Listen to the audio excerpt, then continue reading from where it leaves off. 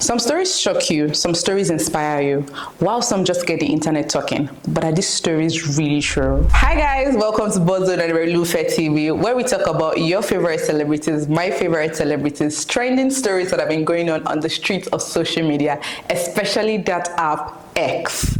Today is quite dicey because there's so many things going on, and some of the stories are really pathetic.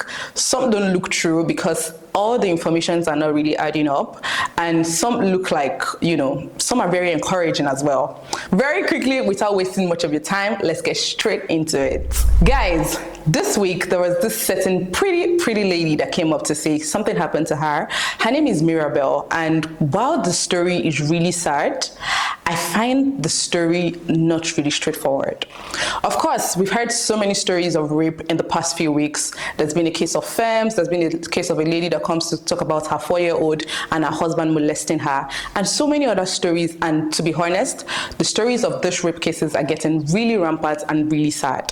The Mirabel situation has caused a lot of controversies on Twitter and has, of course, brought a lot of people to share their comments and opinion. Simi Kosoko, wife of Adekunle Gold, of course saw this and shared her own opinion about it. But then this time around, she was talking about how a lot of women that she knows have also been assaulted and, been raped and all of those things. And someone went ahead to ask her, how about men that are wrongly accused? To be very honest, the question the person asks and her whole write-up is really out of context. I'm going to read it to you in Entertainment Scoop, where we'll talk about more of the things, read comments, and talk about in details. This one, I'm just giving you a brief of everything that's happening. Let's get into other stories very quickly. So, of course, while there are so many terrible stories trending, we still have some that keep us motivated and happy. We have Fado the Great that broke the world record again. Another world breaker from Nigeria. This time around, he came up with magic. A magician in Nigeria. Are you not surprised? I am surprised. I'm very happy and excited as well. Fado the Great has broken the Guinness World Record of performing 50 hours of magic. He performed 250 magics in 50 hours. That's amazing. I mean, something that he started with just playing cards, from playing cards to disappearing, and then he started learning these things and to, showing you an item, probably showing you a phone, and then you don't see it. It has become something really big and huge. He has moved from just being a magician or a skit maker to a world record breaker. Ladies and gentlemen, please give it up for Fado the Great. Yay! Moving on very quickly to the Dapsons. You guys. Simi, so fine, so fly, we all know her, and Femi Dapson, her fiance, were on an interview earlier this week with Mary Stream, and Femi talked about how he couldn't approach Simi because he didn't have enough money, or rather because he felt he didn't have enough money. But then the next time he saw her, he was better, and then he approached her. While I don't have a problem with that statement, a lot of you on X have an issue with it. A lot of men, funny enough, not even women, men, bro to bro, they were dragging Femi. They dragged him like a tiger giant. There was nothing they did not say to him. That he's not man enough. What do you mean you have to have money to talk to a woman? Why are you doing this? Why this? Hey, did the exclusive carry camera and put ring light just for Femi? And I'm like, it's not supposed to be this deep. It is personal opinion. If I think I'm not ready for something because I don't have enough money, then I shouldn't be judged for it. He talked about how he's a giver. His love language is giving. So he just felt like because he didn't have enough, he didn't want to go into it. And so many other people talked about how, money is not the only thing. As a man, you should man up, man enough. And it was quite a lot. But I'm telling you that whatever Femi said, I don't have an issue with it. And I don't think it was bad. It was just his personal opinion. He felt like for him to go through that milestone, he needed to have enough to provide for himself, enough to provide for his girlfriend. Like he also said, money in love is better. Oh no, that's the way he said it. He said, love is sweet, but it's sweeter when there's money. I know you're going to think that I like money now. I'm very materialistic, whatever it is that you say, okay. But honestly, love is sweeter when there's money. And somebody has said he wasn't ready because he thought he didn't have enough. And now they're getting married. I mean, did you see what he did for her on Valentine's Day? He put a whole billboard out for his babe. Who can beat that? A lot of people can beat that, yes, of course, but that's cute. That's the kind of person that he is. That's what he thinks money can do for him, and he has done it. But the dragging here and there, I really don't understand it, but I'll leave all of you to judge. Tell me what you think in the comment section. Do you think he deserved to be dragged? Do you think he wasn't man enough for not asking out at that time? Do you think that men shouldn't bother about their financial pockets and just go ahead to ask the woman out? Oh, I like this girl, and then just go ask. Let me tell you, sometimes women will not answer you too. You have to forget it.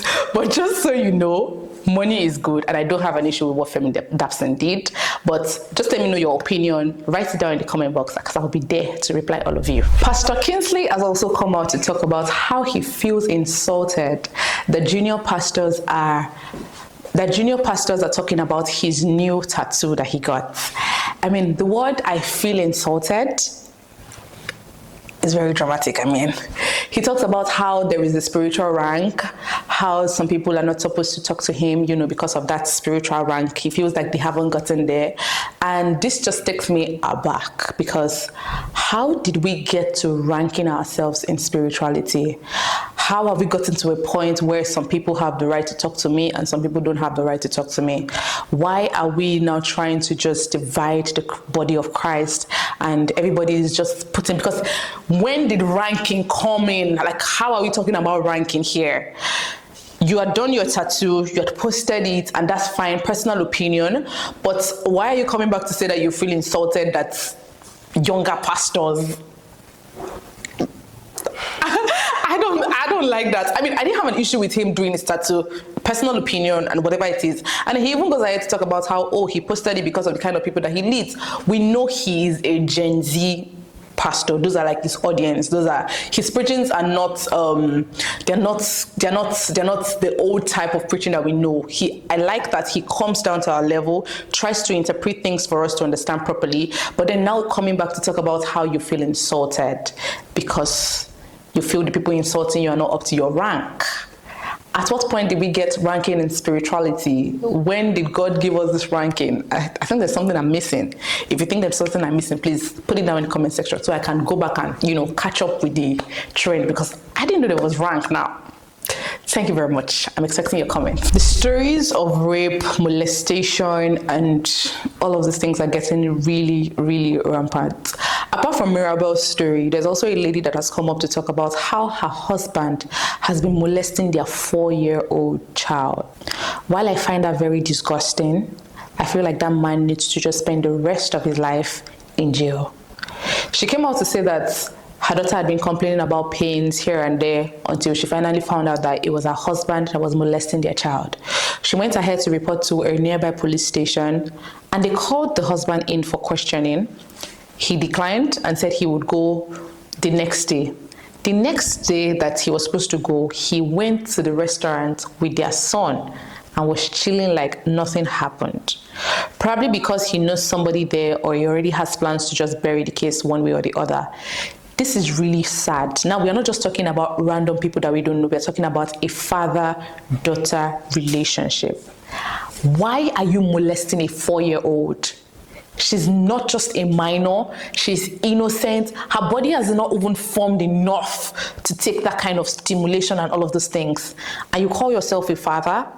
And then they call you in for questioning and you still don't go? These stories are really terrible, and I feel like the government needs to do something about it very, very quickly before we start having terrible, terrible stories, because that 4-year-old child is already traumatized. She's not even 5 yet. She's not even a teenager yet, and she's already experiencing things like this. She probably will never heal. If someone like this grows up to become something else in the future, they'll start saying it's her mother or she didn't have good upbringing. But better still, she got molested in her house. I think something serious needs to be done about this. The government needs to take up these situations. We've gone from Fem to Mirabel to this 4-year-old girl and to other stories.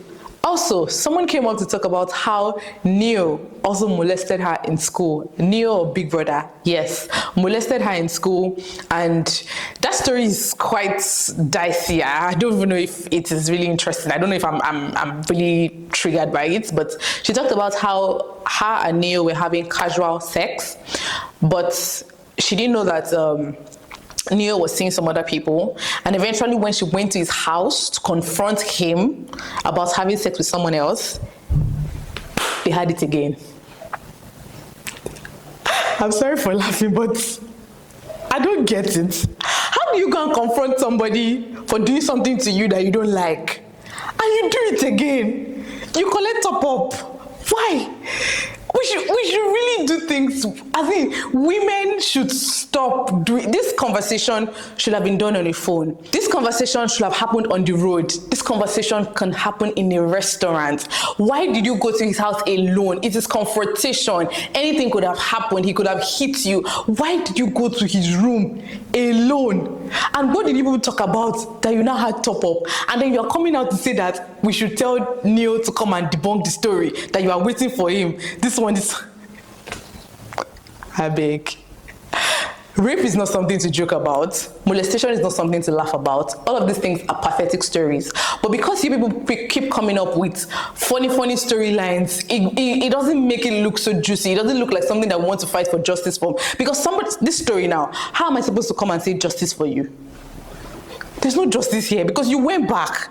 If something hurts you, you don't go back because it hurts you. So you stay away from it and you don't want to do it again. If it hurts you so much that you want to get closure, you can have closure on phone. You can have closure outside. You don't have to have closure in the room to the extent of having it again. These stories are really pathetic, and we've had so many stories. There's Fem's molester has been arrested. And I hope she gets justice. I hope Mirabel also gets justice. But basically, that is a summary of everything that has been trending on X this week. And very quickly, we'll go through to entertainment scoop so we can talk about Mirabel's story in details. Very quickly, let's go through the main gist for entertainment scoop. We are talking Mirabel. We are talking rape, or rather alleged rape. We're talking people's opinion on X and many other juicy stories. I mean, this story is quite dicey because it looks really real, or it's supposed to seem real. Rape is not a joke. Rape is not something to joke about.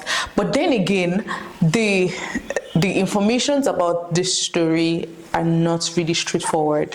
Here, there are itches here and there. There are stories that are not corresponding, and we'll get straight into it. Before details, I want to read the message she said that she got from the rapist. So apparently, she said someone came to her house 9 a.m. on a Sunday morning. Her neighbors had gone to church, and there was really nobody there. She also mentioned that she has insomnia, which means that she has problems sleeping, and so she has to take alcohol or get high before sleeping. So she had taken alcohol earlier that morning, and she had just slept at 6 a.m. when someone came to knock at her door at 9 a.m. And, you know, she said she couldn't remember anything that happened. She passed out because she fell from the heat from the door.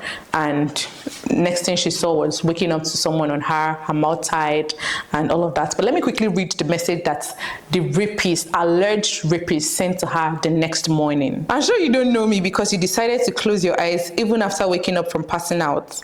I want to tell you that even if you remember me or my face, because we have met twice and you kept ignoring me the second time, I had to pay boys to stop empty bike from entering that side so you would wait and talk to me because you kept distancing yourself. You complimented the way I speak and you said I smell nice, but you still refused to give me your number, and you are so good. Looking at you sounds so cute. I wish you could make some sound, but I'm scared if I take out the clothes. The stories are, I mean, it continues, but I have a problem with the beginning of the story already. Why would someone you say you do not know, because in her video that she made, the very first video that she made, she said she had never met this guy before, that she doesn't know him. But from this text, he said they have met twice and that she complimented how he spoke and that he smelled nice. For you to compliment somebody, it means that you guys have had a conversation. And for you to compliment somebody, it's not possible that you compliment somebody and not remember this person's face. I feel like our brain just has a way of working that if you can stay with someone for about 10 minutes, if you see the person after a while, you will remember that I know this person from somewhere. Even if you cannot dictate everything at that time, but something will happen. But she said she doesn't know this person. And then again, while this message was sent, the person uploaded a profile picture with a particular sound, and Mirabel also also uploaded her story with that same sound in a space of about 5 minutes. That's number one. Number two, there is a way she types. She always adds double O to her so. So, double O, S double O. All of this text that this person sent to her also add S double O. Now, there is a story, or rather there is a picture that is being painted that it's possible Mirabel is lying about the rape situation, that it's possible that nothing ever happened and she's just trying to chase clout. I tried to personally go through her page and I figured out that she's a lesbian and she doesn't have parents. Right? She talked about how she lost her mom last year, no siblings, and she just lives alone on her own. And she has insomnia, she has panic attack. She has quite a number of things that always happens to her. I mean, that is a lot for one person to handle. But is this rape story really real? She goes ahead to also talk about how she took Sniper and got discharged that same day. Sniper is not Sprite, nor Coke. It is really harsh. So how do they discharge you in less than 24 hours after taking Sniper? I mean, the story is really dicey, and I wouldn't appreciate if eventually we find out that the story is not true. Very Dark Man has also stepped into the situation, and he has said that he wants to fly her to Abuja so that they can have like a test, because she went ahead to talk about how the rapist used a face blade to tear her open so that he could penetrate. He said she was really tight. So there's quite a lot of things that are not normal in the stories. After she talked about face blade used to cut her, she said she thought it was her period. There is a difference between bleeding from period and bleeding from a cut. It is not the same. Bleeding from period is usually heavy and cut is different. So she said she didn't even know that the guy did all of these things until he sent the messages. As far as we find this story quite confusing, it is really pathetic that a lot of people that are actually rape victims will no longer get justice because people will think everybody's chasing clout. Because this story still felt really real, as at yesterday, Simi, Adekunle Gold's wife, came out to, share her own 2 cents on Twitter and was dragged. She was really, really dragged. I'll read out the statement that Simi put up and the responses that some people had for her.